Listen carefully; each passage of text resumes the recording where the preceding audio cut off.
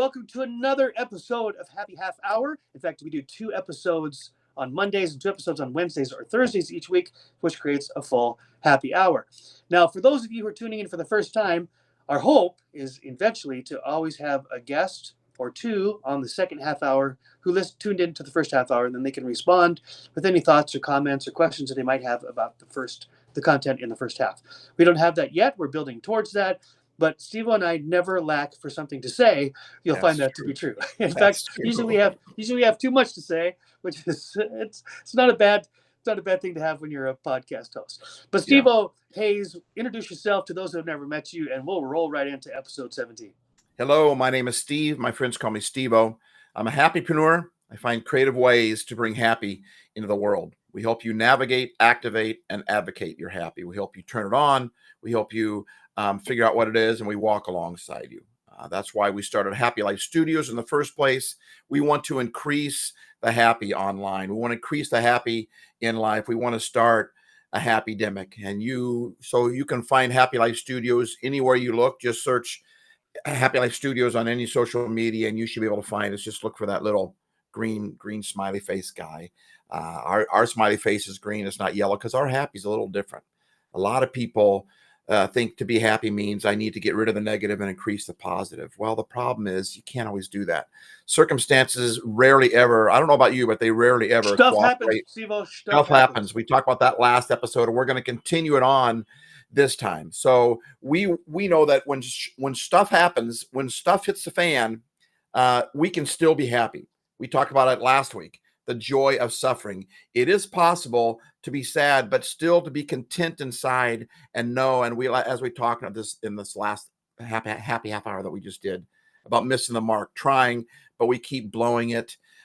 Stuff does happen, but what do we do next? I went more into who I just was there, Joe, but kind of set up today too. Tell us a little bit about yourself as well for those who may be new. Yes, I'm Joseph Mojo McCarthy, MOJOE. And you can find everything about me at mojo.studio. That's MOJOE.studio. It's a link tree to all sorts of stuff. I'm a playful polymath. I'm a master transformation life coach. I'm a musician and now I don't know what you said, published or recording artist, whatever. I've got original songs that are now out on the interwebs. And so you can find that looking for Joseph Mojo McCarthy on Spotify and Apple Music and all that kind of stuff as well. And I would play a song right now, but my amp is dead. And so I only have the guitar, and that's not really going to sound that great. But I just want to say how grateful I am to be part of this Happy Half Hour live experiment that Steve-O and I are doing. And for those of you that don't know, this is unscripted. It's live, it's unscripted, and we are really going with the flow. And I love that because Steve and I have a lot to say, but we never know exactly where the conversation is going to go. It's like a river, like a water. And so we are going with the flow and the energy of the conversation. And as a result, it is live. It's energetic. It's pretty hilarious at times. And there's hopefully some nuggets that will be of help, HELP, which is Steve-O's acronym. Mine is PLAY, PLAY. And I love the fact that we can say our desire, our intention is to help you play. That's what. Yeah.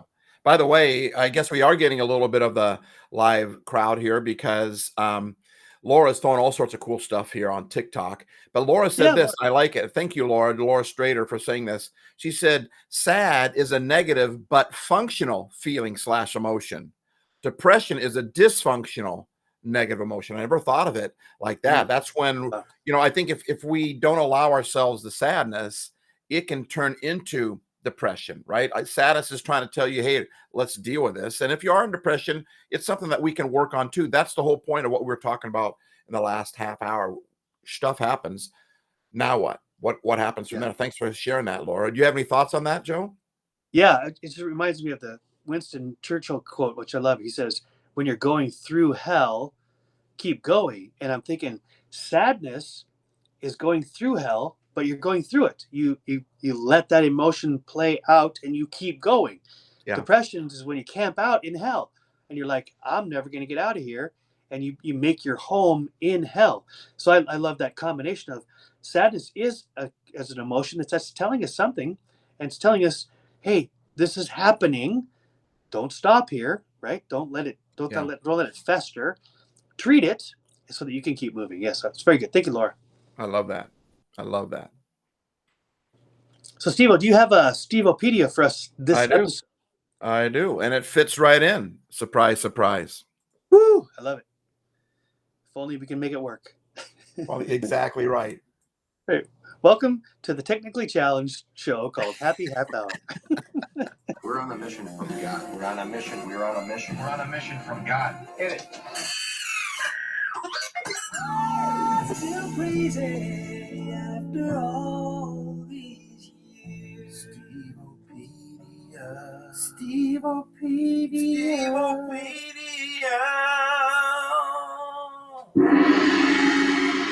The Lord works in mysterious ways.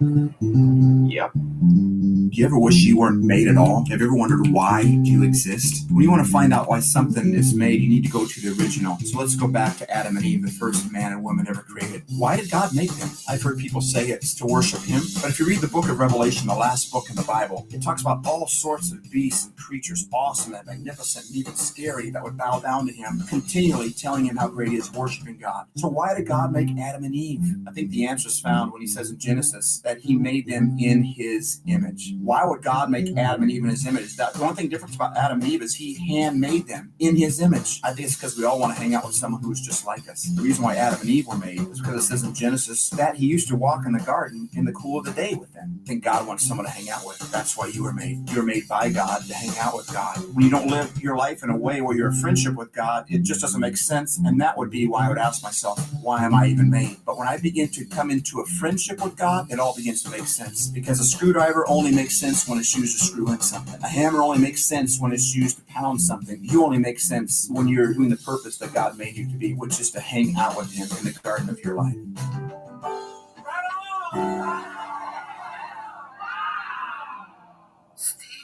Right on, Steve. Wow. So that was really cool. I had not seen that Steveopedia before, and I love it. And a bunch of stuff was going through my mind as you were talking about that, and I was thinking, there's this idea came to me when I was on Noom Vibe, and so Laura Strader might remember this, and that is this idea that we were made out of a relationship for relationships. This is an echo of Steveopedia. So both on a human level, none of us came into the world on our own. We didn't create ourselves. We didn't come out of nowhere. We were born out of a relationship, as flawed as that might have been, but we were born out of a relationship for relationships. And Steve-O took it to a whole nother level, saying the God that created us, right? He wanted a relationship. And even God himself, made in his image, that idea, God himself is three parts, one God, three beings, one God, the Father, Son, Holy Spirit. God's a Trinity, as theology would say, which is a relationship. It's a three-person relationship. So whether it's on the God level or on the human level, it's still true. We were made by a relationship for a relationship. And that's why I think at the end of our lives, the people who are, there's a lot of people who do this work, Steve, end of life care, and they often can survey people who are in hospice and they've only got a certain amount of time to live, and they say, hey, what's the most important thing to you? What do you want with you when you pass away? And it's not cars, it's not houses, it's not accolades, it's not money, it's not their schedule, it's not their golf clubs, it's not their yacht, it's the people they care about. And if people have regrets, the number one regret over and over again is, I wish I'd have spent more time with the people I love. It's just another confirmation of what Steveopedia said, and this belief that I have that we were born out of relationships for relationships. Right, Steve? Well, yeah. And in the creation story, every time God made something, he would pause and say, that was good, right? Right. But the time he didn't say that was when he made Adam, when he made human. He said, it's not good. Not that Adam wasn't good, right? First of all, he hand-formed Adam. We talked about that last episode. But when he made Adam, he said, it's not good. The rest of the sentence goes, for Adam to be alone. Alone. And we Bing, might bing, want bing, to bing. And we might want to take that as, well, you know, man, woman, boyfriend, girlfriend, husband, wife, whatever the case may be. No, human. Yeah, Right. God made another human and made it a female instead of a male, but God knows we need each other. By the way, Laura said that she did remember that statement. But And I want to go back to something you said in the last episode. So, when you said that God called us, what did God call us? Do you remember what you said? His masterpiece. Yes, yes. And think about that. God is perfect. God made us in his image. Now, we're not perfect. We're flawed. We're humans, right? But that's why we can be masterpieces. God spoke the worlds into existence. He spoke them. Wouldn't you like to have been there? Some theologians will tell you they think that he was singing it. Would Yes. that be amazing? I believe Man, that. I could see that. I would I believe love that. to be there for that. The vibrations going throughout the cosmos, right? But when he made us, when he made Adam, he bent down and he took from the dirt. It reminds me of the joke I just heard this last couple weeks ago, where the scientist comes up to God and says, "We don't really need you anymore. We can clone. We can do everything that you can do. We can make man. We don't need you anymore." So God suggests, "Well, how about a competition? Let's have a human making competition." And the scientist said, "Sure, bring it on." So the scientist reaches down and goes to grab some dirt, and God says, "Hold on a second. You get your own dirt."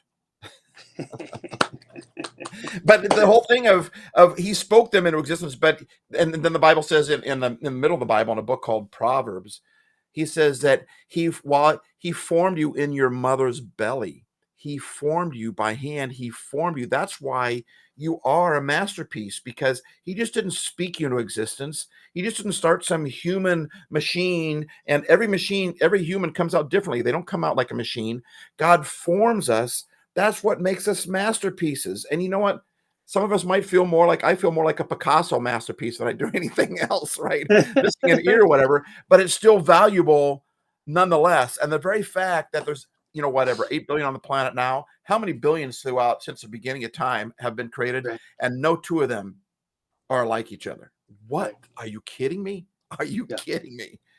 Right. Yeah. So the other thought that came to mind while you talk about the Steve-O is this concept also biblical about being a jar of clay, that we are jars of clay in the master's hands. Mm. So, I mean, these metaphors always have limits. Metaphors always have limits, but I love this idea that when a lump of clay, which is dirt, right? is Right. thrown on the spinner thing, whatever that's called. Yeah. I'm The not wheel thing, whatever. Yeah, I know. I'm not a potter. I'm not Yeah. a potter. I'd like to be. But the lump of clay, which has no form, it starts to spin, and then the master's hands begin to shape it into something useful and something beautiful, right? Man. So this is pretty interesting to me that you make this great joke about, hey, get your own dirt. Well, God takes the dirt. This is biblical. God takes the dirt and creates a human, which is the highest form of creation. When you think of all the creation that's made, humans are the most complex, the most magnificent creatures in the history of all that we know. Right. And it's always in process. So I feel like, I don't know about you, Steve, I feel like I'm on that spinner a lot. I'm like, the world's spinning around me, or I'm spinning around the world. I can't even tell. I'm like, stop the world. I want to get off, right? That's how I feel often. And if I just can slow myself down enough to realize, you know what? I am clay, quite literally, in the potter's hands, who's God, and he's molding and shaping me all the time. It's not like, whoop, and he puts it on the shelf, you're done. No, it's a constant shaping. And so becoming a jars of clay, which both is useful and can be beautiful, even though it's fragile, that I can get into that, right? I can celebrate that. Yeah. So you're saying we're a bunch of dirt bags? Is that what you're saying? That's right. Well, that's what makes the clay pot so great. It's dirt, right? That's what makes the masterpiece so great, is what God started with. And then he breathed his life into us. But Joe, I can hardly hold this in. You said something I have never thought about this before. The theme that we had last episode that we're carrying through this one is kind of the theme is stuff happens, right? Now what? Now what? Yeah. When you throw, and right now the world is going in all these different directions, spinning, and it's like spinning like thousands of miles an hour. And yet it feels like we're not moving, which is funny that we decide we're going to help out by being busy, right? Which is funny, right? We're going to get in the car and drive 80. That's going to help when it's already going. But when a potter makes the clay, they take that lump of clay that a potter sees that lump of clay though, and they see something else with it. But what do they do with it? They don't just set it on the wheel. They throw that thing on the wheel. I mean, thump, that thing hits, and it hits hard. Sometimes life hits hard. But that's what stops the clay from flying off the wheel. That's Woo. what keeps us grounded. The earth is going around thousands of miles an hour. And sometimes when life hits and we get thrown hard on the ground, right? On the ground, throw it on the ground, right? We get thrown down. That's what keeps us centered so the potter can do his work. So sometimes it seems like, God, do you care? God, I mean, all these bad things are happening. Why don't you just stop them from happening?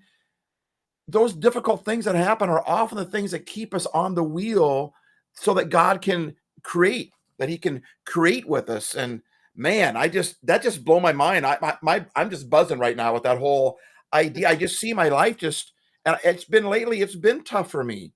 And I feel like life has just taken me and just thrown me down. But that's because I'm a masterpiece and God is working on me and God is working on all of us, even when we feel like we've been just slammed down onto something that started spinning around. But that's how you make a good piece of pottery. Yeah, so let's take that metaphor to a whole nother level. And this is one of my favorite Yes, ideas, let's this do. concepts, is this Japanese art called kintsugi. I knew you were going to go K-I-N-T. there next. I knew Yeah, it. I almost said it, but I want to let you go there. I love I love this. kintsugi. I love when you talk about this, by the way. This is the story of my life. Kintsugi. Check it out. I think it's pronounced kintsugi. It could be wrong. I don't care, but that's how you spell it. And kintsugi, which actually is pottery. Pottery is beautiful clay that's been formed by a master and painted, and it's gorgeous and it's valuable and it's priceless. And when it gets smashed after it's already been formed in Japan, they don't sweep up the pieces and toss them away. They don't throw them away. They actually have artists who have committed their whole life to taking all the pieces of the shattered pottery and putting it back together.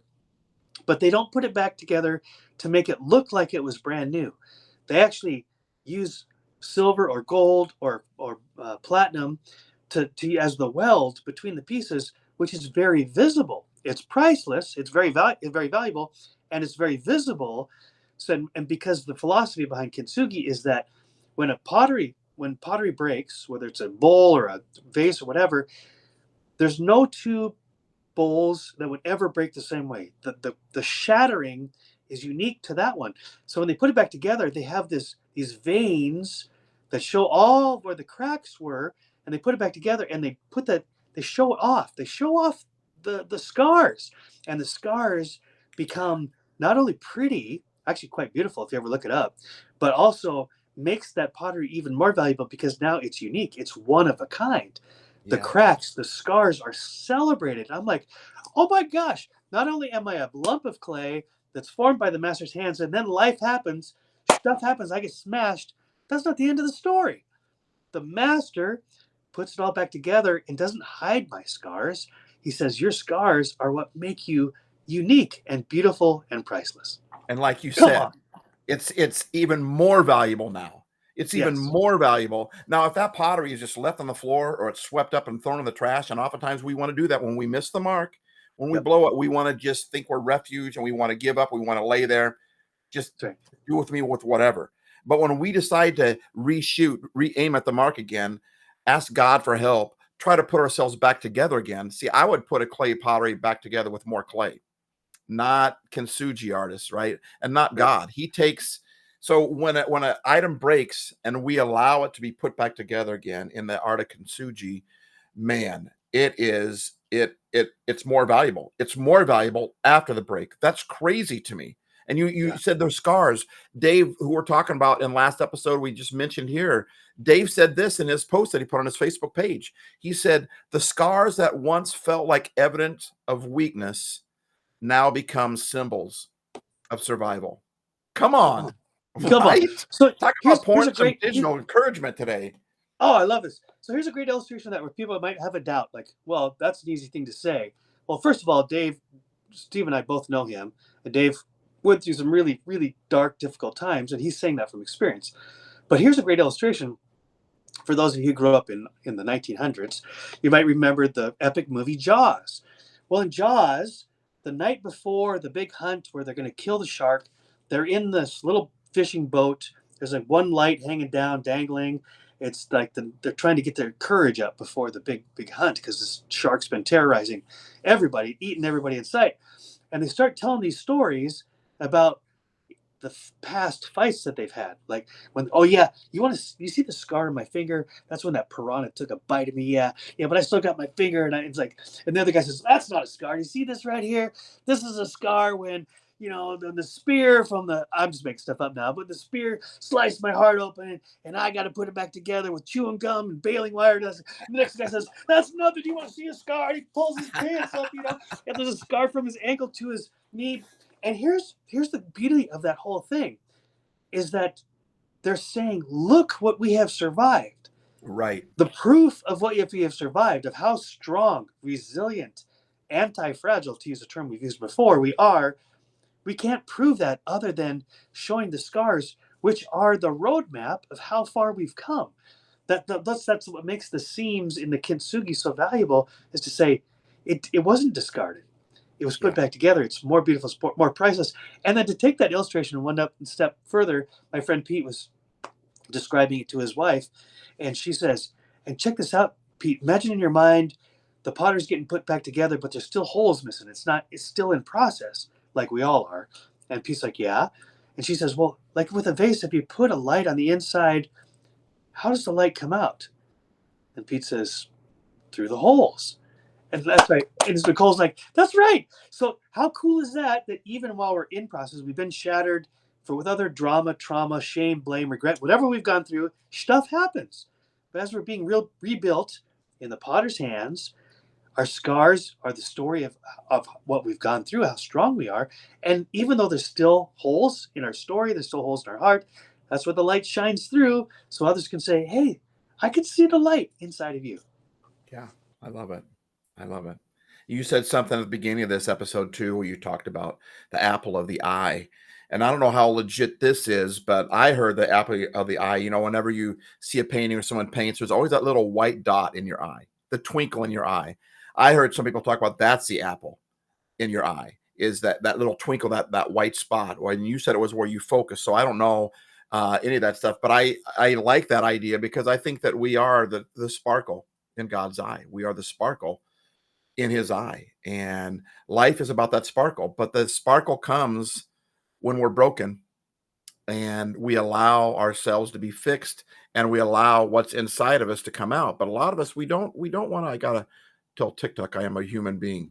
We don't want to get vulnerable with if we don't want to get vulnerable, then what's inside can't come out, but there's something about when I'm broken, and then I allow myself, or I work on myself, I try to become a better person. Like Dave said also in his quote, he said, I'm a different person because of that season. I've got a scar on my thumb. I don't have a lot of scars, but I got a scar on my thumb.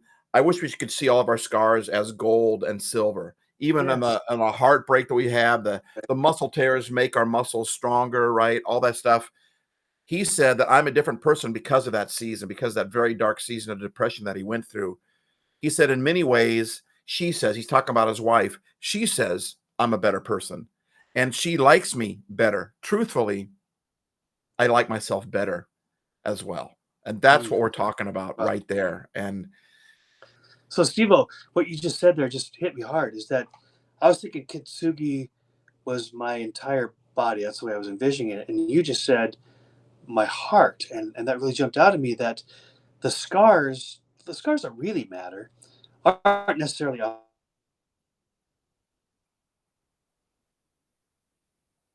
lost you. I hope it's still recording.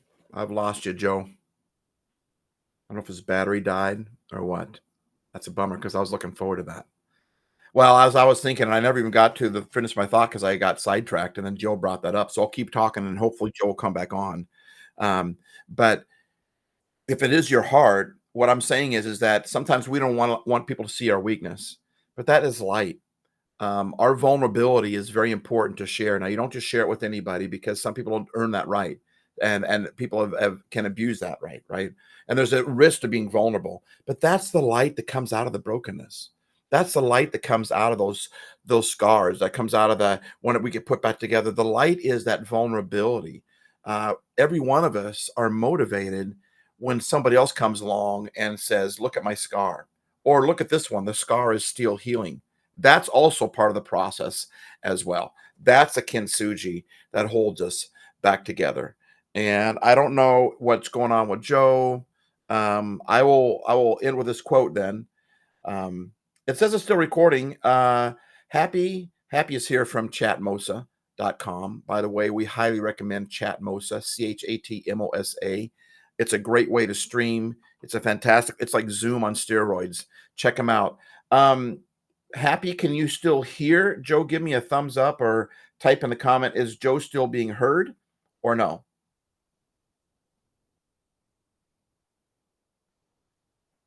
I wanted to end with this, and it's the last line, I think it was, of Dave's post. No, it sounds like I just got the thumbs down from someone, so we can't hear him. Okay, let's end with this then. He probably did get disconnected, or his phone died. He normally does it from his computer, and today he had his phone. I'll end with this quote. That came from Dave. That came from that post, which is a friend of Joe and I, because we've been talking about when stuff happens, now what, right? When life hits hard, there's a purpose to that, and there can be purpose behind that. We talked last week about the joy of suffering. There can be joy in suffering. It's all how we view it. It's a perspective. Some would call it a mindset. Joe calls it a mind flow, because when mind sets, that means it's set right there. But a mind flow means it's willing to go and it's willing to flow. And it looks like Joe is coming back. We're almost done now anyway. Let me give this quote. This is one of the last things that Dave said on his social media page, his post. And he said, and I think this is a great way to end it here. I still have seasons of hardship, but I address them differently now. And that's what we just talked about, the mind flow, the mindset. I still have seasons of hardship. Last week we talked about Joe's uncle Gil, who was in the Vietnam War, and he got shot down behind enemy lines several times. And he came home and he had PTSD, but he was bigger than his PTSD. He continued to love people. He started all these businesses. He helped all these people out. And even though he still had PTSD every night, he had a hard time sleeping because of his PTSD, but he still moved forward. And that goes right along with Dave's quote right here, where he said, I still have seasons of hardship, but I address them differently now. And that's really the point we're trying to get across. No one likes hurt. No one likes pain. I'm allergic to pain. I don't like it. Nobody does.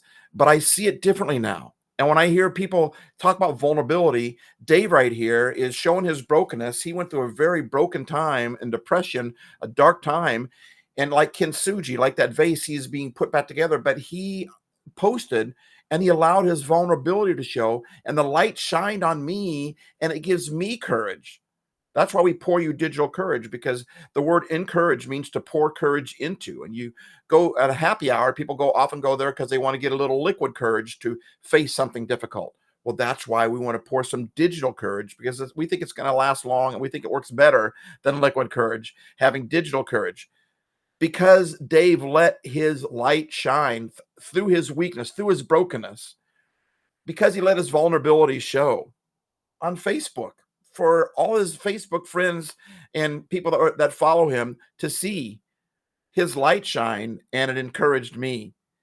He said, like I said before, I still have seasons of hardship, but I address them differently now. I don't like them. Let's be honest. Okay. We don't have to like them. And I think it would be weird if we did, right? That would be a little sick, wouldn't it? That would be a little weird. Anyway, I don't like them, but that's a big butt right there. I like big butts. I cannot lie. That's a big butt right there. That's the kind of big butts I'm talking about. Like, life sucks. Stuff happens, but I don't like this, but I'm scared. But those are all big butts. Okay. He says, I don't like these difficult times, but I understand that they are working some things out in me to make me better than I am presently. I still have seasons of hardship, but I address them differently now. I don't like them, but I understand that they're working some things out in me to make me better than I am presently. Now Joe shows up. I'm done. I said my last part there. You got anything to finish this thing out, Joe? Oh, we can't hear you. He's freezing again. All right. Well, I'm going to sign us off then. Thank you, Joe, for joining us. Thank you guys for joining us. We sure appreciate your time. That's a very high commodity, is your time, and we appreciate you using it to spend some time with us. We hope that we poured some digital courage into your life today, because your happy you is your best you. Now I got to find out how to end this thing, because Joe is doing it. I don't know if I can. And I got all these cameras in the way of my screen here. Happy help.